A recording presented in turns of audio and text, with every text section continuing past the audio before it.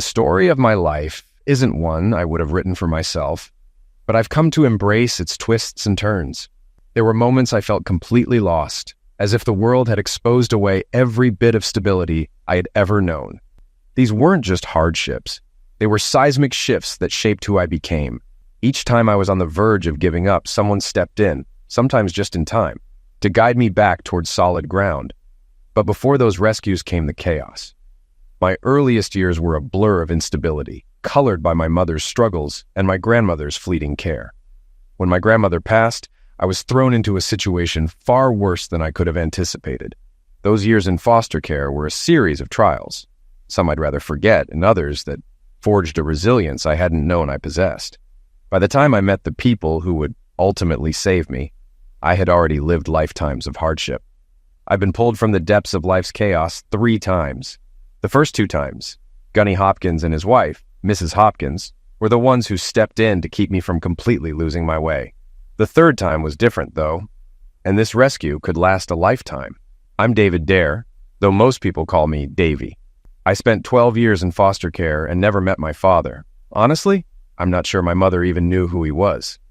If she did, she never told me or my grandmother.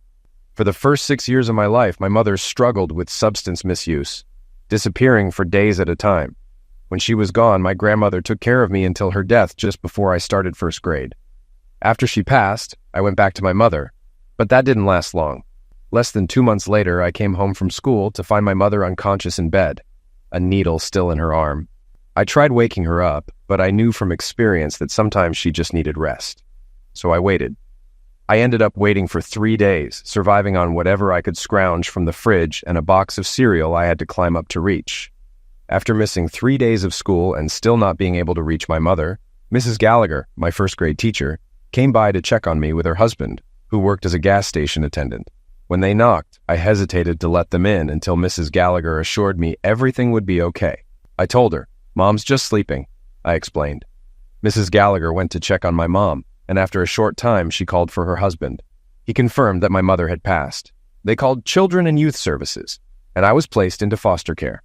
Years later, Naomi Schaefer Riley published a book titled How Not to Treat a Child, which critiques the foster care system. The one point I disagree with is that she doesn't emphasize enough how damaging the system can be to the children caught in it. CYS made some half-hearted attempts to find any relatives who might take me in, but I didn't know of any. This was long before genetic testing or online ancestry services became widespread, so I spent a lot of time going through my mother's belongings, hoping to find a name or some kind of contact information. CYS found nothing, and I ended up in long-term foster care, which was deeply flawed. By the time I turned 14, I had lived with 12 different families and attended 9 schools. I wasn't a troublemaker or rebellious, but many of the families I lived with were almost as dysfunctional as my own. Some took me in just for the financial aid they received. I saw bullying, misuse, and neglect in many forms. The worst cases were in homes with both adopted and biological children. There, a clear hierarchy existed, with the biological children always getting the better treatment. Those years of my life were full of turmoil, and I was close to a complete breakdown when Gunny and Mrs. Hopkins stepped in. I first met Gunny Hopkins in gym class when I was in 1st grade. He was an African-American retired Marine sergeant who had started a second career as a high school PE teacher. At the time, he was probably about 40. I'll never forget meeting him. He was about 6'3" tall and weighed almost 240 pounds. If there was any fat on him, it was hard to find. He terrified all the boys at school, especially since, after hours, he ran a dojo in a shopping center near the school. Several people I knew trained with him and said he had martial arts trophies on the walls, even though he didn't compete anymore. No one dared mess with him. Mrs. Hopkins was the school psychologist and was in charge of helping new students. She was about 5'2" and maybe 110 pounds, but she could control Gunny any way she wanted. Later, I found out that they had 3 children, 2 sons who were Marine officers, and a daughter in college studying early childhood education. I also learned that no matter how tough Gunny was, he couldn't handle Mrs. Hopkins when she was upset. When she got wound up, she became a force to be reckoned with. It was also around this time I learned that Gunny and Mrs. Hopkins had become foster parents after taking in a niece whose parents were obsessed and had lost custody. They successfully raised her, and she went on to marry a Marine sergeant and have 2 children of her own. I entered my last foster home a few weeks before starting high school. This family wasn't ideal. The father was an alcoholic, quick-tempered, and always on edge. 2 adopted children had just left, and they depended on the monthly foster care income to get by.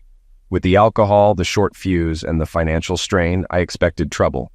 And it came about 2 weeks after I started high school.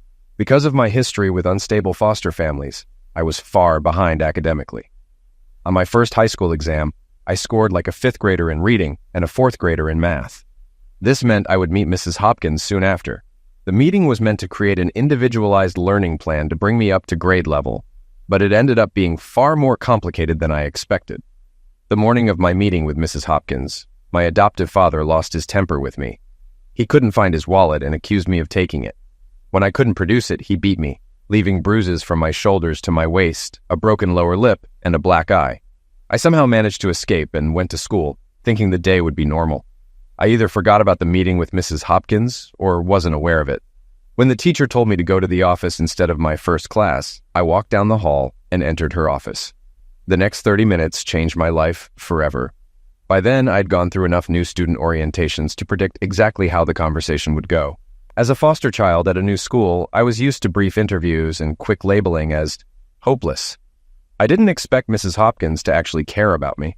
I sat down in the chair, turning it slightly to hide the side of my face where my adoptive father had hit me. She began the conversation by asking me to look at her. "What happened to you?" she gasped. I knew how important it was to hide the truth about an adoptive family's problems, so I said, "I fell." "That's nonsense," she replied. "These injuries aren't from a fall. Don't lie to me. If you don't tell me who did this, I'll call the police." I hesitated. She stared at me, then picked up the phone and dialed 911, preparing to make the call. My adoptive father thought I stole his wallet. He was drunk and lost his temper, I finally blurted out. "Did he hit you anywhere else?" "He hit me on the back. It hurts a lot." "Get up and turn around." I followed her instructions. "Pick up your shirt." I lifted my t-shirt to my shoulders. "Good God, how often does he do this to you?" "This is the first time," I said. "I've only been there a couple of weeks."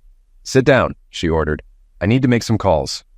To my surprise, her first call wasn't to the director, the police, or CYS. She called her husband, George. "You need to come to my office right now," she said. That was my first hint of how much influence she had over Gunny Hopkins. He showed up just moments later. She explained what she had seen and then asked, "What are we going to do about it?" Gunny wasn't a fool. He knew his wife well and could tell she had a plan. "What do you want?" he asked, already understanding what was coming next. "This child needs a new foster family today," she said firmly. "We're qualified, and we have 3 bedrooms available. If you don't mind, I'll call CYS and ask them to move him today." Gunny nodded silently and stood behind me as Mrs. Hopkins called CYS. The conversation was intense. I had never seen someone so small exude so much power. Mrs. Hopkins didn't ask the CYS employees what should be done. She told them what had to be done, and she demanded they act immediately.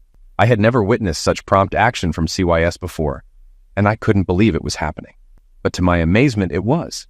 When the call ended, she turned to her husband and said, "We need to take the boys' clothes and belongings from that house. We'll go after school." She looked at me and said, "Meet me here after your last class. We'll get your things." Then turning back to her husband, she added, "George, take one of your cop buddies from the dojo with you. We'll need him to make sure everything goes smoothly."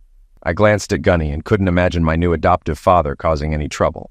But he remained silent, not wanting to jeopardize what Mrs. Hopkins was arranging. I told myself, if she pulls this off, my life will change for the better. Don't mess it up by saying anything. Mrs. Hopkins sent me back to class, telling me we'd meet later to go over my education plan. The rest of the day went as usual. A few people commented on my facial injuries, but otherwise, it was a regular school day. When the final bell rang, I went to my locker, grabbed my things, and headed to Mrs. Hopkins' office, just as she'd instructed. Gunny and a big cop from the dojo were already there waiting for me. The move went off without a hitch. The intimidation of having 2 strong men with me was enough to keep my adoptive father from objecting. I packed up my things, which were few, and loaded them into Gunny's car. He drove me to his house, helped me unload, and set me up in an empty bedroom.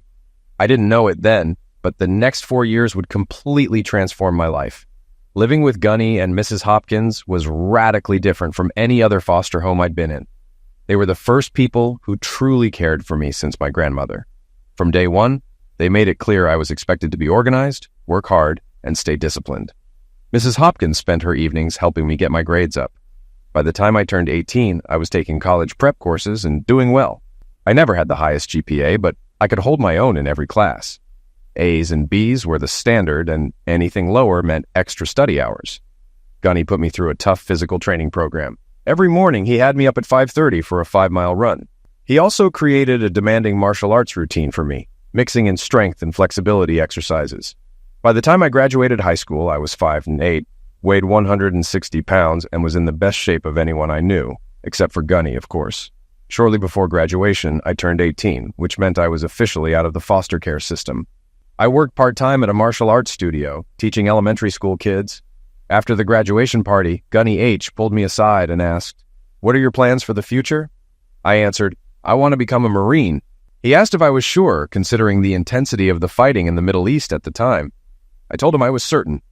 Gunny and Mrs. H. took me to the Marine Corps recruiter's office, and I signed up. I had just a month left before heading to Paris Island for boot camp. During that month, Gunny pushed me through an even more intense training program than I had already endured, making sure I wouldn't embarrass him in front of his fellow drill instructors at Paris Island. I would never have said it to the instructors, but after 4 years of living with the Hopkins and training with Gunny, Paris Island almost felt like a break. I graduated with honors and carried the company flag during the graduation parade. Gunny and Mrs. H. were watching from the podium, and by then, I considered them my parents. I was proud to show them how well they had raised me. When I enlisted, I planned to make a career in the Marines, but the enemies had other ideas with their RPGs. My first tour was nearing its end, and I had been promoted to sergeant. I was a security squad leader responsible for protecting our battalion commander during a meeting with a local village chief about a water purification project. On the way back to base, the convoy was ambushed. My squad was in the lead vehicle, with the battalion commander and his staff in the middle, and another squad covering the rear. Enemies must have been watching because they hit the middle car with an RPG, not mine. It immediately caught fire. I jumped out, set up a perimeter, and ordered my squad to return fire. While the battle raged, I ran to the burning vehicle and started pulling out the wounded. The first person I reached was the battalion commander. I pulled out 2 of his men and was about to go back for another when the fuel tanks exploded. The blast threw me into a low wall, knocking me unconscious, breaking several ribs and shattering both bones in my lower right leg. When I came to, I was on an ambulance plane to a hospital in Germany. After my leg healed, the Marines awarded me the Navy Cross, a Purple Heart, and a set of plates and pins to hold my leg together. They gave me a medical discharge with a 40% disability rating and paid for my return to my home, Gunny and Mrs. H's house. Back home, Mrs. H asked what I planned to do with my life. I was 22, trained as a marksman, able to teach martial arts, but I had no real skills for the job market. To her surprise, I told her I wanted to go to college and become a high school history teacher. Gunny had made me put a large portion of my pay into a college fund, so between that, the GI Bill, and a disability pension, college was within reach.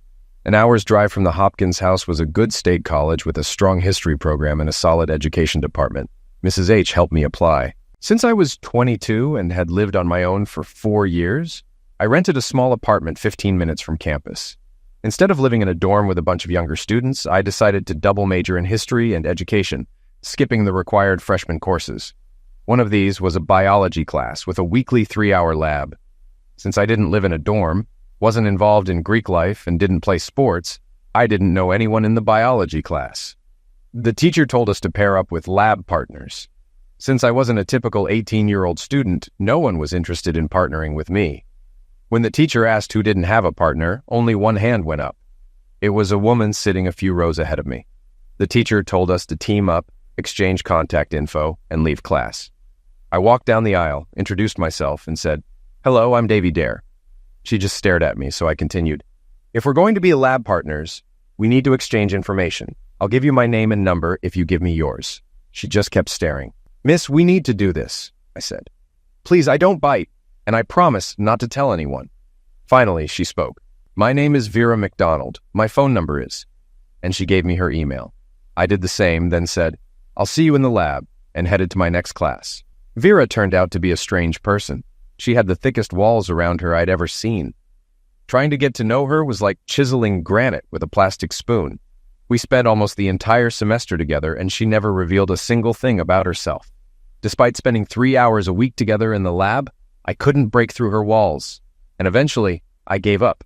Then, just before Thanksgiving break, I was talking to a guy in the nearby lab when Vera walked in on us. He asked, "What are you doing over the break?" "I'll be mostly in my apartment preparing for next semester," I said. "Maybe I'll go to my foster parents for Thanksgiving. They live about an hour away, and I haven't seen them since school started." Vera paused suddenly when I mentioned my adoptive parents. She turned to me and asked, "Are you also adopted?" In that moment, everything clicked. I knew how tough foster care had been for me, and I was lucky to have ended up with the Hopkins family. I had seen firsthand how difficult it could be for girls in the system, especially those who were attractive. Vera did her best to hide it with the loose clothes she wore, but I could tell she was a pretty girl. If it weren't for the walls she'd built around herself, I would have already asked her out. Since this was the first time I'd seen even the smallest crack in her armor, I tread carefully. I was in foster care from the age of 6 to 18. I moved through 13 foster homes, and I spent the last 4 years in one. I consider Gunny and Mrs. Hopkins my parents, even though they never formally adopted me. Vera looked at me thoughtfully and said, "I ended up in foster care when I was 2. My dad disappeared and my mom died of cancer. I had no relatives who could take me in. It wasn't an easy experience. I bounced around from home to home. I was lucky to get out of the system without ending up in jail. I had teachers who helped me and a good social worker.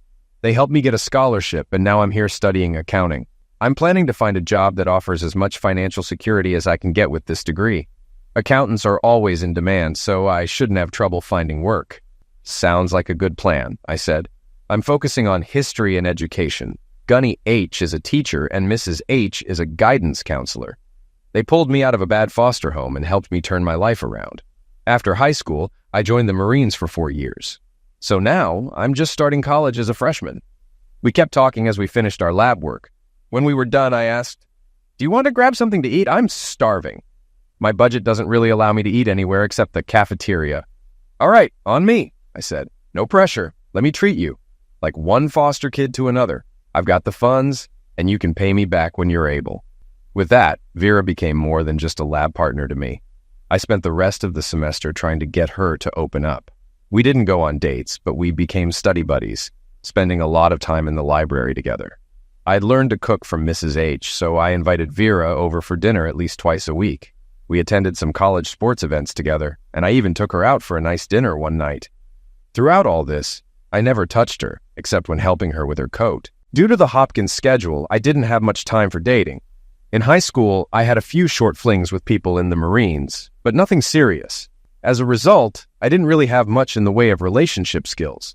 It was clear that Vera didn't either. Though she'd opened up a bit, there was still a barrier between us that kept me from really getting to know her. I saw that she was driven by the need to feel secure, financially, physically, and emotionally. She wasn't about to let anyone in who might threaten that security. Getting her to the point where we could have a real relationship wasn't easy, but because I understood where she was coming from, I kept trying. Over time, I realized I was falling in love with her. As strange as it might sound, the Christmas holidays changed everything for us, shifting us from friends to something more. The college shut down for 3 weeks, starting the week before Christmas and ending after New Year's. I hadn't even considered what Vera would do for the holidays until she showed up at my door with a trash bag full of her things. "Davy," she said, "can I stay with you over the holidays? The dorm's closing tonight and I can't afford a hotel." I felt like an idiot. I should have offered to let her stay with me. "Of course," I replied. "I'll put clean sheets on the bed. You can sleep there. I'll take the couch. I've done that plenty of times when I've fallen asleep in front of the TV. I'll get you towels and a washcloth, but I won't kick you out of your own bed. We can share it. I trust you won't take advantage of me. After all, we're both adopted kids. We've probably shared a bed with other people before." Vera was right, though it had been a long time since I shared a bed with anyone other than someone who was easy to get with. And none of those girls had been around for almost a year, ever since I recovered from my injuries and started college. But if she was ready, then I was too. Who knows, I thought. Maybe we can be more than just friends. I helped her bring her things into my room, cleared out space in the closet and a drawer for her clothes, and invited her into my world. The first night was a bit awkward. I was used to sprawling out on the bed, but that didn't work with Vera there. I didn't have pajamas and usually slept in boxers and a t-shirt, but that felt a little too casual. so I threw on some sweatpants over my boxers before going to bed. Vera seemed to trust me as she emerged from the bathroom in a t-shirt and small shorts, with no underwear beneath. I could feel my excitement rising before she even lay down next to me. I tried to be respectful. I moved to the edge of the bed, facing away from her, but somehow by morning I had turned around, spooning her with my arms wrapped around her, my hand resting on her chest. When I woke up, I was clearly aroused, and Vera noticed. She'd been awake for a while. "I'm sorry," I said. "I didn't mean to be inappropriate." Vera laughed. "It's fine. I actually enjoy the closeness. I don't think I've ever just cuddled with someone before. I could get used to this." She rolled over, wrapped her arms around me, and kissed me, breath and all. I wasn't ready for it, but I didn't pull away. Without asking, she sat up, removed her t-shirt and threw it aside, then climbed back on top of me, kissing me again, more intensely this time. I was tempted, but at the last moment I pulled away. "Vera, you don't have to do this," I said. "I'm your friend, and I don't want you to feel like you're paying me back for letting you stay here. I'm not going to do this unless we're both on the same page about a serious relationship. I care about you too much to just let it be a fling." From my time in foster care, I knew how easy it was for kids to see sex as just a transaction, something to get what you want or say thank you. But being with Gunny and Mrs. H had shown me what real love looked like. I wanted that with Vera, and I wasn't going to settle for anything less. I could tell that no one had ever refused Vera before, and I had no idea how long she'd been in intimate relationships. But I was probably the only real friend she had at college. She'd let me in because we shared the experience of being adopted. Vera studied me for a long moment before speaking. "Davy, sometimes you're too nice. I'm offering you this, and you're turning it down. Are you serious? It's not easy for me to do this, but I really like you. I might even be in love with you. I fantasize about being with you. But unless you feel the same, it's not happening. If I told you I was in love with you, would that change things?" "Only if I believe you're being honest, not just trying to make me feel good," I replied.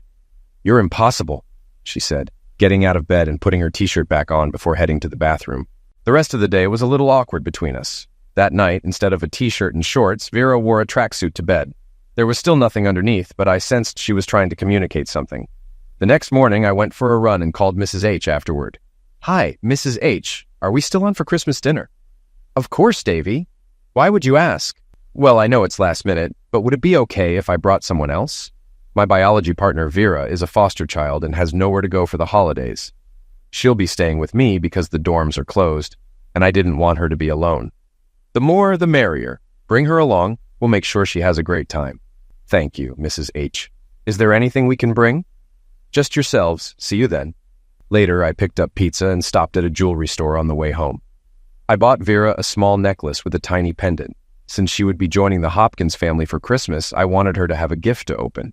I didn't realize at the time, but that necklace would be the first Christmas gift Vera ever received that wasn't from a foster care agency or charity.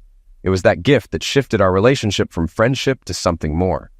When I gave it to her, she opened it and immediately burst into tears. Then, in front of everyone, she jumped onto my lap and kissed me like she'd never kissed me before. Later that night, she pulled me into the bedroom and told me she wanted us to be in a real relationship. It took me 1.5 years to fully understand our relationship, but for Vera, I'm not sure. We quickly learned that good closeness comes from connection, not just physical desire. Vera never went back to the dorm. When it reopened, we moved all her things into my apartment and started living together. Gunny and Mrs. H had some concerns about how fast things moved, but they accepted Vera into the family and supported us. The next 3.5 years went by fast. Vera excelled in her accounting program, graduated at the top of her class, and landed a job with a top firm in Philadelphia. I found a teaching position at a suburban high school, and we got married in a small ceremony with Gunny and Mrs. H as our attendants. At the reception, Gunny handed me a card with a check for all the support payments they had received for me, which we used to buy a small house near the SEPTA rail line so Vera could commute easily. Despite her long work hours and travel, we were incredibly happy. Vera was finally settled, confident in her career and our relationship. About 4.5 years into our marriage, Vera's firm was hired by the U.S. government to audit a defense contractor accused of massive billing fraud. Vera's team worked on the project for weeks, traveling to the Midwest to investigate. Before each trip, she gave me a passionate night of lovemaking, and the same when she returned. We kept in touch constantly, and although it wasn't perfect, Vera loved working on such an important case. It could fast-track her career. The whistleblower, Richard Wilson, was an accountant who discovered fraudulent billing by a fake subcontractor, eventually tracing it to a corporation owned by defense contractor executives. After reporting the fraud, Richard filed a lawsuit, and things got heated. Vera spent time with Richard on each trip, reviewing the bills and payments. If the fraud was proven, Richard stood to gain a huge payout. At the time, I didn't know that Richard had developed an interest in Vera, and when she saw the potential financial security his investigation could offer, she started thinking about a future with him. Richard made many enemies with his investigation. After 3 failed attempts on his life, the feds placed him in protective custody. He agreed to it, but only on the condition that Vera join him in the witness protection program. It wasn't until years later that I learned Vera's true reasons for agreeing to leave with Richard. It wasn't just the money, but the safety and protection offered by the U.S. Marshals. Her childhood in foster care had left her insecure, and she saw this as an opportunity to escape the life we had together. The morning Vera disappeared started like any other. The night before, we had an intense, passionate night of lovemaking, perhaps more fervent than usual, since we had discussed starting a family, and she had stopped taking birth control pills. I thought it was just her trying to get pregnant before the trip. She left for work the next morning, and that was the last time I saw or heard from her. Later, security footage showed her leaving her office, as if heading to the airport and getting into a black SUV with temporary plates. When I didn't hear from her for days, I grew worried. Calls went unanswered, emails unopened, and texts went ignored. Something felt wrong. I called Vera's office to find out what happened, and they told me she was on vacation. That didn't make sense. She'd been heading to the Midwest for work. I asked if they'd heard from her, but they hadn't. In a panic, I reported her missing, and at first the police weren't sure there was cause for concern. They asked about any arguments or lovers, suggesting she might have lost her phone or been too busy to check in. When it became clear that her phone was off, her laptop was untraceable, and her cards weren't being used, the police started taking it more seriously. They reviewed surveillance footage showing her leaving the office and getting into a black SUV with fake plates. Soon, they were conducting a full investigation. After hours of questioning and a search of our home, they found no clues. It was as if Vera had vanished. I never believed Vera would leave me, especially since she had shown me love in her own way. The only thing she took was a necklace I gave her for Christmas, something she never took off. As the days passed with no news, I turned to drinking to cope with the pain. I took a leave of absence from work and spent the summer lost in my grief. By July, I hadn't spoken to the Hopkinses in weeks, and Mrs. H grew concerned. She sent Gunny H to check on me. When he arrived, I was drunk and passed out on the couch. Gunny was furious, something I had never seen before. He dragged me to the shower and called Mrs. H for help. She agreed to take me in, and Gunny brought me to their house. He insisted that I pull myself together and promised to help me get back on track. The next morning, he woke me at 5:30 a.m. and pushed me through a grueling workout that left me exhausted but sober. That set the tone for the summer. By the time school started, I was in better shape and my head was clearer. Mrs. H arranged for counseling, and by Christmas I had regained some stability, though the emptiness from Vera's disappearance never fully left. Under Pennsylvania law, I couldn't declare Vera dead until she'd been missing for 7 years. Luckily, her careful financial planning meant I was financially stable, though I couldn't access her retirement funds or sell our house without her. I managed, working part-time as a trainer in addition to teaching, but the hole she left behind never healed. One warm June day, over 5 years after Vera disappeared, I answered the doorbell to find 2 people in business attire, one holding an accordion folder. They introduced themselves as Deputy U.S. Marshal Simpson and Wallach. When they asked if I was Davy Dare, Vera's husband, my heart sank. Had they finally found her, or worse, her remains? I invited them in, and they started explaining something I couldn't grasp. Wallach spoke first. "Mr. Dare, we owe you a huge apology. 5 years ago, the Marshal Service made a mistake. We're here to make it right." Confused, I listened as she continued. 5 years ago, we put Richard Wilson, the informant in the case your wife was working on, into the witness protection program. He exposed a massive defense fraud. Vera was part of the audit team. Apparently, she and Wilson started a relationship, and he convinced her to join the program with him. Before she left, she made arrangements to ensure everything was taken care of. Your divorce, the transfer of all assets, and a letter to you. All of this was meant to be delivered once they were safely settled. Anger hit me hard. You're telling me my wife ran off with some guy she met during an audit? And you knew about this and didn't report it? I've been mourning her for 5 years, and you've been sitting on this. I can't believe this. Wallach looked remorseful. We're deeply sorry. This folder was supposed to reach you long ago. We only found it when we revisited our records after Mr. Wilson and your wife were liquidated. Liquidated? I echoed, stunned. Yes, they were living in Portland when Mr. Wilson was eliminated in a home invasion. Your wife was seriously injured and fell into a coma. She survived for 35 days after his death before passing. Their second child, a son, and your daughter were unharmed and are in our care. I was in shock. What do you mean, daughter? We never had children. Yes, you did. Vera was pregnant when she entered witness protection. Your daughter is around 4.5, and there's a son, too. Vera had a DNA test done after your daughter was born, and it confirmed that the child is yours. She left instructions for you to be their guardian if anything happened to her and Richard. She even set up a trust for the kids, worth over $100 million with you as the trustee. I was reeling. How do you know all this? Vera trusted you completely. She had enough faith in your relationship to make you the children's guardian. She also left you her $5 million estate, including a necklace she wore constantly. She wanted you to give it to Violet as a wedding gift when she marries. The weight of everything hit me all at once. There's something else you need to know. Although we relocated Richard and Vera with new identities as husband and wife, your marriage wasn't legally dissolved because you never filed for divorce or declared her dead. Legally, you're still her husband. At least, you were until she passed a few days ago. This means we can hand Violet over to you right away. But there's more regarding Samuel. We're creating a new birth certificate for him. Once we get it, we can transfer both children to you without you having to go through the entire adoption process. We'll replace Mr. Wilson's name on the birth certificates with yours and complete the transfer. What do you think? What do you want me to say? Are you kidding me? Excuse my language. You show up at my door unannounced and tell me my missing wife spent 5 years with some guy under a false identity and has just died? That I have a daughter I've never met who also has a half-brother? That these kids are incredibly wealthy and you want me to take custody? Do you hear yourselves? Some people in this room are out of their minds, and I don't think one of them is me. As embarrassing as it is to admit, it's all true. We'd like to set up an appointment to officially release the children to you and connect you with a probate law firm. We ask that you keep this quiet until everything is finalized. We know we made huge mistakes, and we're deeply embarrassed. Heads will roll for this, but right now the priority is the children. So, are you in or not?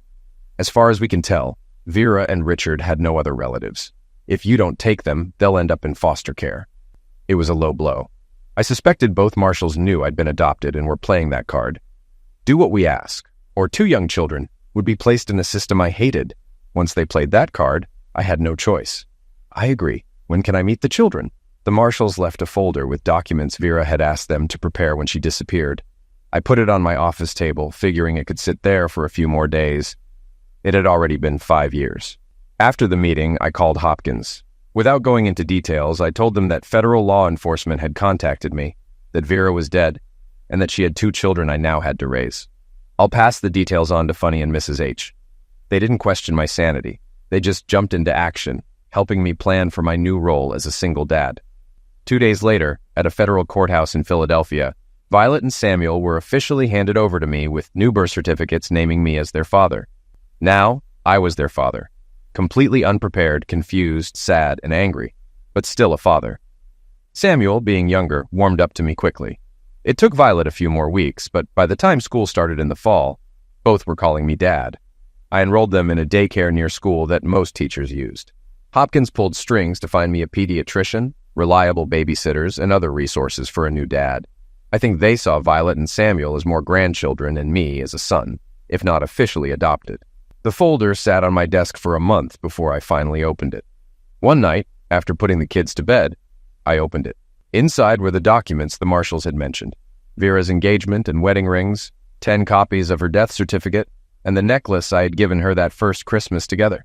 After Vera's death, the marshals had retrieved her personal belongings from the hospital and included them in the packet they gave me. I stared at the envelope containing Vera's last letter for a long time before opening it.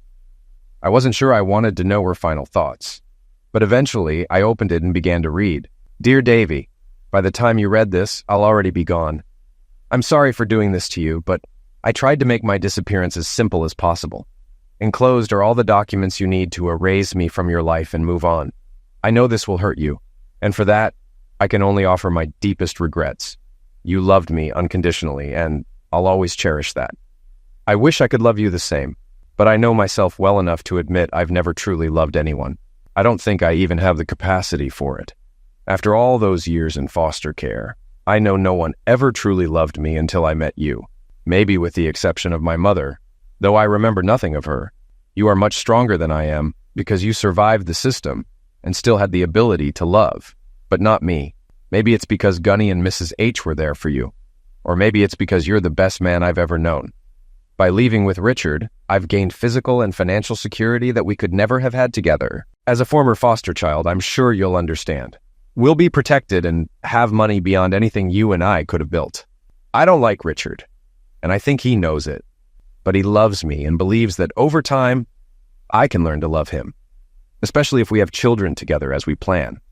So Davy, be angry. Hate me if you must. I don't expect forgiveness. But I hope, when you reflect on your own painful experience in foster care, you'll understand why I made this choice. Please cut me out of your life and move on. Forget me. If you need to mourn, I'll understand, but if not, I get it. There's a woman out there who can love you the way you loved me, and I hope you find her. I hope she gives you a full life, a home full of children and grandchildren. I couldn't give you that. Farewell, my dear Davy. Be healthy, live long, and may it be fulfilling. After reading the letter, I sat at the table for a long time, quietly crying. The paradox was overwhelming. Vera had run away to what she thought would be safety, only for a random act of violence to take her life. My tears weren't just from loss. They were for the fact that a broken system had ruined the woman I loved, a woman whose childhood had exposed her of the ability to truly love anyone. Her death meant that she would never experience that kind of love. I put the letter in the safe and went to bed. I'll never understand why anyone would choose to be a single parent. The good news was that by the time Violet and Samuel came into my life, they no longer woke up every 2 hours. But by the end of the day, I was still exhausted after teaching all day and caring for them at night. Eventually, I used the money Vera had left me to hire a full-time housekeeper nanny, Maria, a lovely 50-year-old Mexican immigrant who immediately began teaching the kids Spanish and showering them with affection, almost like a grandmother. By the time the kids had lived with me for a year, we had become a family. The summer after the Marshalls' visit, I took them and Maria to Ocean City, New Jersey for 2 weeks. It gave Maria a break while the kids played at the beach. We all had a great time and were sad when the vacation ended. When Vera and I bought the house, my closest neighbors were over 70. Early that summer, they told me they were moving to Texas to be near their daughter and grandchildren. Their house sold quickly, and the deal closed while we were away. I hadn't yet met the new neighbors when Violet came in from the backyard with a request. "Dad, can Teddy play in our playtown?" "Who's Teddy?" "New boy next door." "Did his mom or dad say he could come over?" "I didn't see them." "Okay, let's go ask. It's a good chance to meet the new neighbors." So we went next door. I rang the doorbell, and after a short wait, an attractive 30-year-old brunette answered, wearing paint-splattered jeans and a matching t-shirt. "How can I help you?" she asked. "Hi, I'm David from next door. We just got back from the shore. Violet is my daughter, and I have a son, Samuel. They were playing outside, and your son wanted to join them. I just wanted to check with you first." "Hi, I'm Carol Schick. We moved here a week ago. You caught me in the middle of painting Teddy's room. Are you sure it's okay for him to play with your kids?" "Of course, no problem. We'll keep him entertained while you get your painting done. Let me give you my number, and you can call me whenever you want him to come home, or just shout from the backyard." She thanked me and went inside to tell Teddy he could join Violet and Samuel. The kids hit it off like they'd known each other forever. Carol must have lost track of time, because by dinner I still hadn't heard from her. Violet and Samuel wanted Teddy to eat with us, so I went next door again.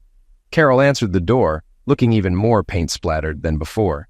"Hi again," she said. "I was going to feed my kids, and they want Teddy to join us for dinner. If that's okay, I'll feed them all, and you're welcome to join us too. Can you give me 20 minutes?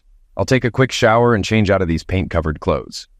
20 minutes later, the doorbell rang, and Carol appeared in clean jeans and a man's shirt, sleeves rolled up, holding a bottle of red wine. "Come on in," I said. "We're having spaghetti and meatballs. I hope that's okay. I made a salad to go with it, and garlic bread's in the oven." "This is amazing," Carol said. "Teddy loves spaghetti, though we might have to hose him down afterward. I love pasta, too." "Is your husband here?" I asked. I didn't feel like explaining Vera's entire story to a woman I had just met, so I simply said, "I'm a widower. My wife passed away a little over a year ago." "Oh, I'm sorry," she said. "I know how much it hurts." My husband was a helicopter pilot in Middle East. He was liquidated in action about 2 years ago. "I'm sorry," I said. "I spent 2 tours in the Middle East as a Marine and lost several friends there. Losing someone you love is always painful, but it felt different now that I knew Carol was also a widow. She was attractive, maybe a year or 2 younger than me, with an appealing face and a nice body. She had a few extra pounds, but they were mostly around her hips and chest, giving her an hourglass figure I found very attractive. Carol and I ended up talking for nearly 2 hours. After the kids ate, we washed dishes together, then sat around the kitchen table with a glass of wine, getting to know each other better. Carol works as a librarian and moved here to be closer to her parents, which allowed Teddy to spend more time with his grandparents, who could also help out with childcare.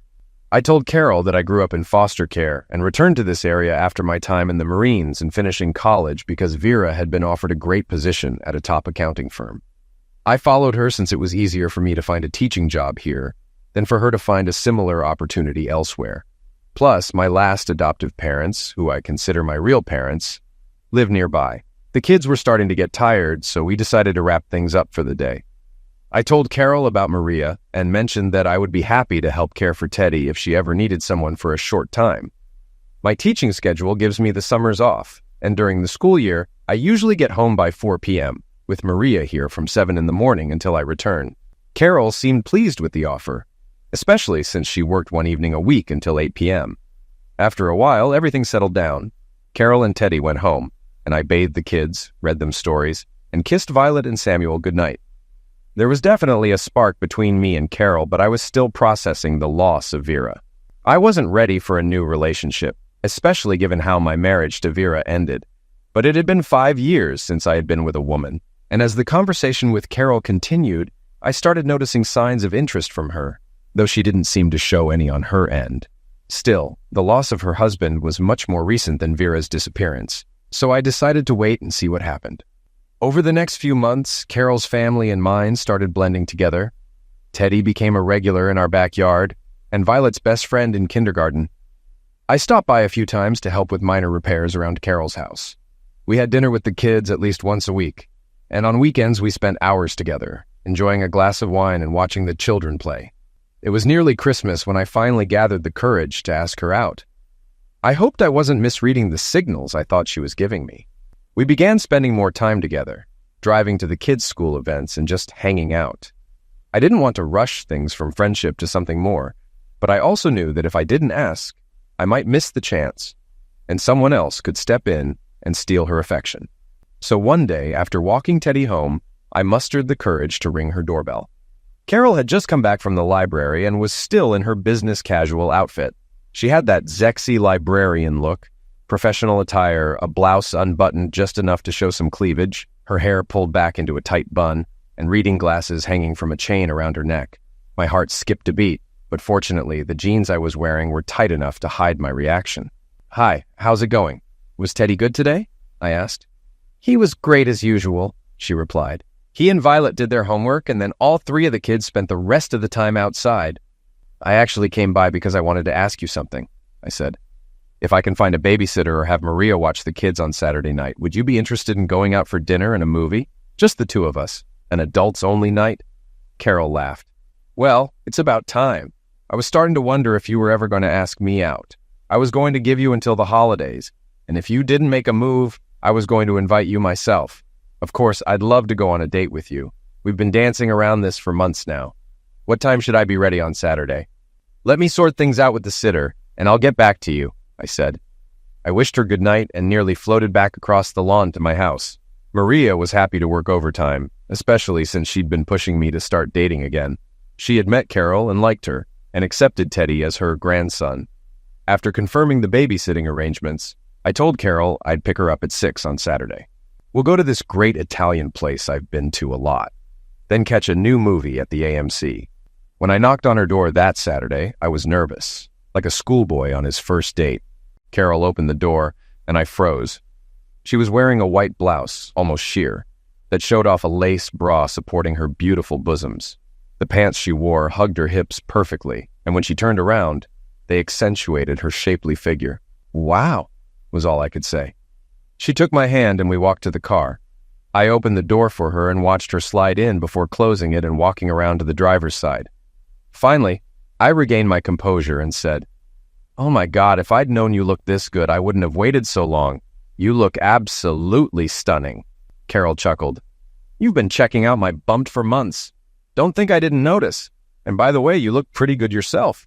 Looks like your running and martial arts are paying off." The evening passed quickly. As we sat in the cinema, Carol took my hand and rested her head on my shoulder. I leaned down and kissed her, and she responded warmly. Luckily, we were sitting far enough back that we didn't attract attention.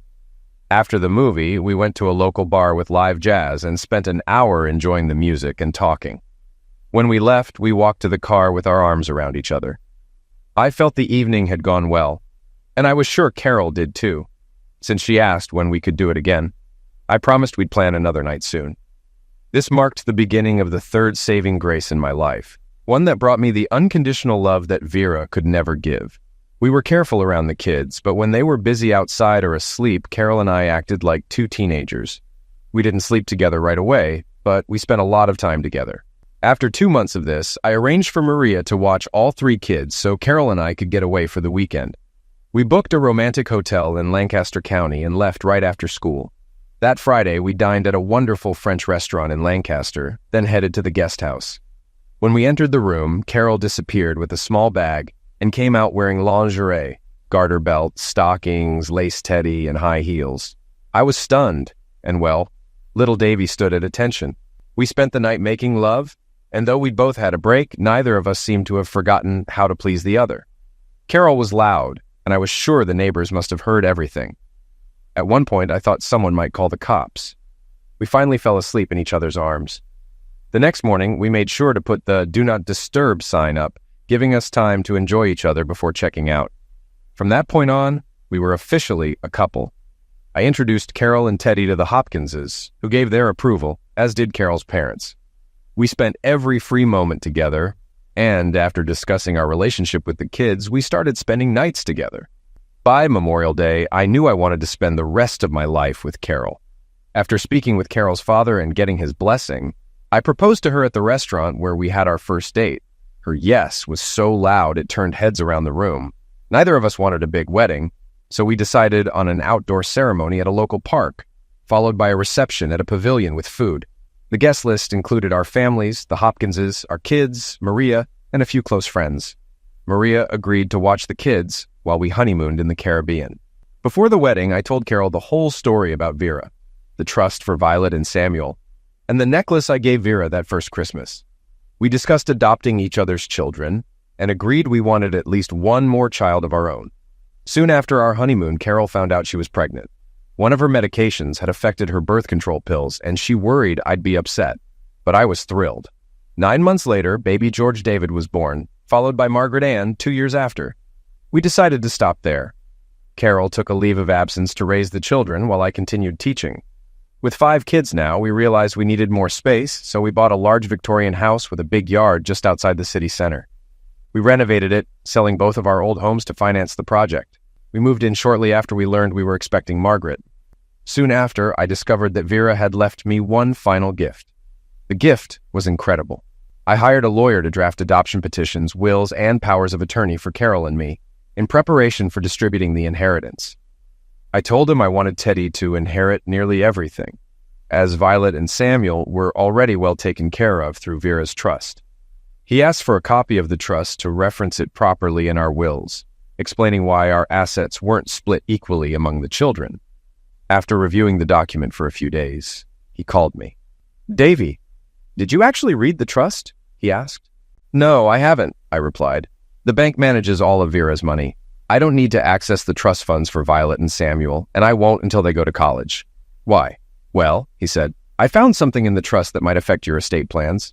Vera included a clause that adds beneficiaries if you end up raising Violet and Samuel. It says any children born to or adopted by you, or stepchildren under 18 when you married their mother, will be added as beneficiaries. So Teddy will remain your stepson after the adoption, and any children you have with Carol will also benefit." She really thought this through, he added.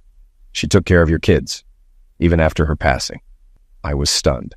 The woman who had told me she couldn't love me the way I deserved and urged me to move on without her had ensured that the children I raised would be cared for. She made sure they would never know the insecurity she herself had experienced as a child. I was deeply moved by how much she cared for my children, even from beyond the grave. Carol and I updated our estate plans, and thanks to Vera's generosity, our 5 children will always be provided for. Now I'm sitting on the porch, watching our older kids play in the yard. Carol is nestled in my lap, resting her head on my shoulder. Margaret sleeps peacefully in her carrier. As I reflect on my life, I realize how lucky I am. I'm grateful to the Hopkinses for helping me twice when I was at my lowest, to my beautiful wife for rescuing me from single parenthood, and to Vera for her generosity toward our children. I still can't fully forgive her, but I understand her actions. She was shaped by a broken system, yet in the end, she made one final gesture that, if not love, was at least a recognition of my love for her. May she rest in peace.